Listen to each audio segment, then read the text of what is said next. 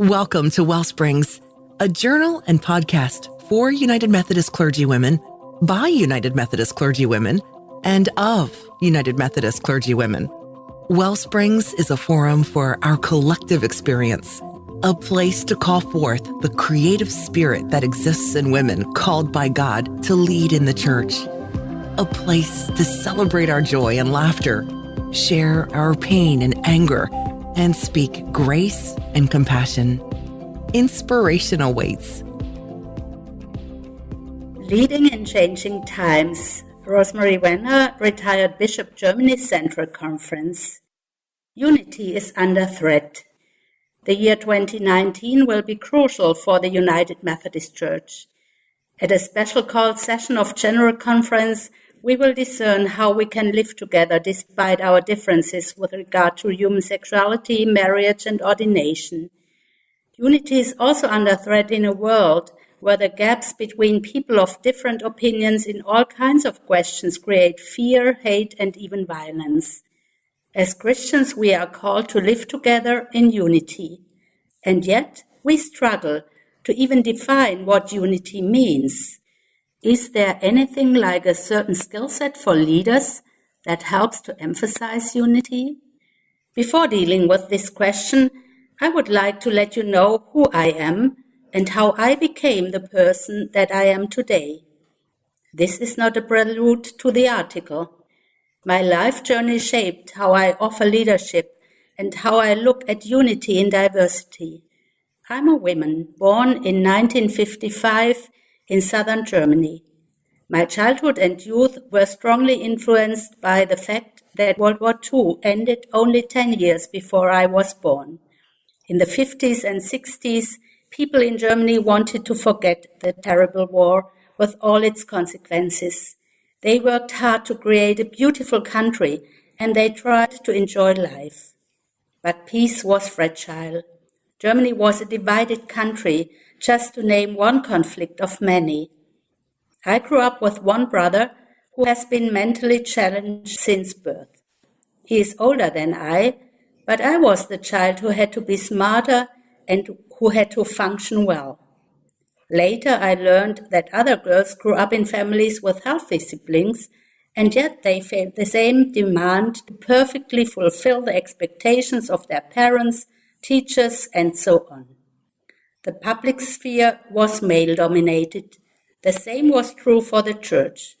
But in church, I started to broaden the frame that kept me in a subordinate role. The gospel proved to be a lively source of liberation. We belonged to a small congregation of the then United Evangelical Brethren Church. I was the only person in my confirmation class. The pastor said, "Since you are alone, your questions are the most important content for our lessons." I learned that using my brain was completely okay even in church. In this time, I started dreaming of perhaps studying theology, which I later did. I felt privileged to be out to become a pastor. Although I studied shortly after the 1968 students' movement, and I wanted equality and a less authoritarian society, my professional aim was simply to become a perfect pastor, proving that women were at least as good as men. God was a he for me, of course. My perspective began to change, however, through ministry in local churches. It meant a lot to many women that one of them was serving in the pulpit and at the altar. Several women approached me quite soon. "Can I talk to you? There are things that I never dared to tell a male pastor." I heard stories of abuse in marriages with Christian husbands and in church life, sometimes combined with a misuse of religious power. I started to rethink my theological approach. It took me some more years of training in Gestalt therapy, done in addition to my pastoral work, to gain the strength to publicly be who I am, a woman who is ready to serve and who at the same time also exercises power. I was ready to accept leadership positions in the church. Let me now come back to the initial question. Is there anything like a certain skill set that helps to emphasize unity? When I was a young pastor, I had a clear answer to this question, undergirded with biblical quotations. At that time, I said, for the sake of unity, I have to give up my own interests and mediate with all the partners so that I can keep them at the table no matter how much it might cost. This is how I understood, in humility regard others as better than yourselves. Philippians 2 verse 3. I had learned that caring for the needs of my family, the congregation, and all others is more important than caring for myself. And when I read bear one another's burden in Galatians 6 verse 2, it never came to my mind that someone should carry my burden. I felt called to carry the burden of the whole world. Reading certain comments on women's leadership skills reinforced these thoughts. For example, women are more emotional. They care for others, as only mothers can care. They leave no one behind. They will increase the feel-good factor in the company or the congregation. They are ready to do multiple tasks because of their care for their families. Following all those ideals, I ended up exhausted and frustrated. I wanted to please everyone in order to work for the common good. But I was not good enough to keep all the others on board. Fortunately, I met people who helped me to have a deeper view. If it is true that all people are of sacred worth, loved by God and called to live in dignity and joy, no one, not even I, has to give up the self. As I learned to love myself, I learned joyfully to love others. Not more than myself, but like myself.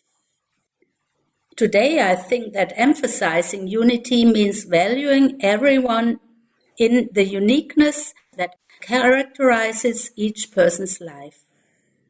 All have stories to tell. All have the right to be seen with their gifts and their weaknesses. All can give, and all have to take. As people of equal value, we can learn to encounter one another with a heart in peace and with respect for one another.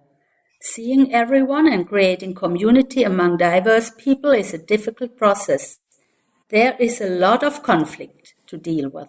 But wait a minute, what about how good and pleasant it is when God's people live together in unity, as it is said in Psalm 133 verse 1? Doesn't it sound as if unity means perfect harmony, good and pleasant, not messy and stressful?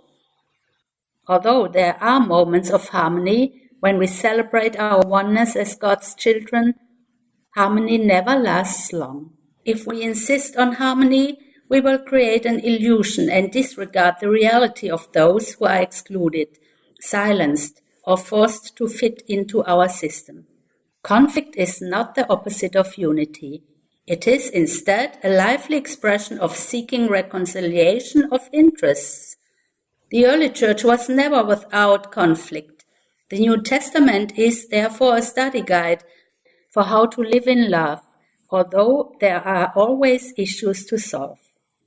We have to recognize various and valuable interests in order to find expressions of community, expressions that work for now, not forever, because there will be new people or people who see things anew or changing environments.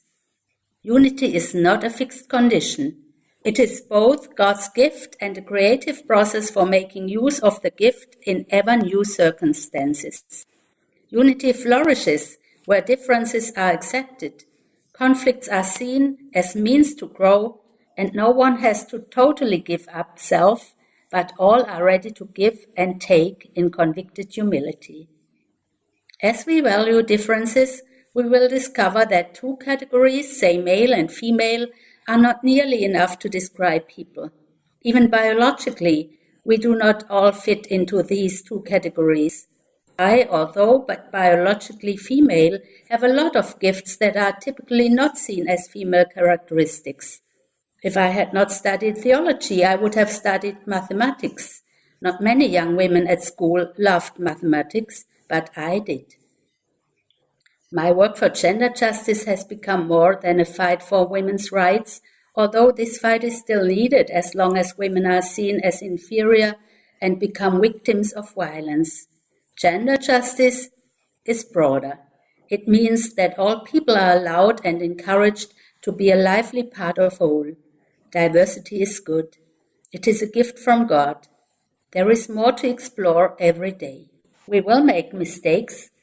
We will depend on grace, and we will learn more how to love.